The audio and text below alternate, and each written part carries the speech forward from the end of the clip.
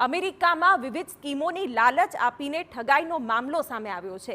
આરોપી સામે હૈદરાબાદમાં 32 લાખની છેતરપિંડીની ફરિયાદ પણ નોંધાઈ છે। આ સાથે વિગતો મળી છે કે સુરત સાયબર સેલ આરોપીની ચેન્નઈથી ધરપકડ કરી ચૂકી છે। આરોપીને કોર્ટમાં રજૂ કરી રિમાન્ડ મેળવવામાં આવ્યા છે। 9 જેટલી યુવતીઓને આરોપીએ શિકાર બનાવી હતી। હૈદરાબાદની એક યુવતીએ ઠગાઈની ફરિયાદ નોંધાવી હતી, ત્યારે સુરતમાં પણ એક મહિલાએ આરોપી ગુરુપ્રસાદ સામે ફરિયાદ કરી હતી। ફરિયાદી મહિલા સાથે આરોપીએ ₹1,89,00,000ની છેતરપિંડી કરી હતી।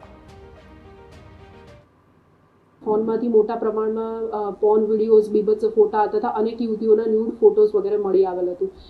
વધુમાં તેના મોબાઈલની વધુ તપાસ કરતા કુલ 9 યુવતીઓને એણે અલગ અલગ રીતે શિકાર બનાવી હોય। કોઈને ફોટો મારફતે, કોઈને બિઝનેસમેન તરીકે કાં તો જીમ ટ્રેનર તરીકે પોઝ કરીને ખોટી પ્રોફાઇલ બનાવીને વિશ્વાસમાં લઈને તેમને લોન અપાવવા કે બિઝનેસ સેટ કરવા કે કોઈ પણ રીતના તેમની પાસેથી પૈસા લીધા હોય, એવી અલગ અલગ યુવતીઓની, ભારત દેશના અલગ અલગ રાજ્યોમાં રહેતી યુવતીઓની વિગતો મળી આવે।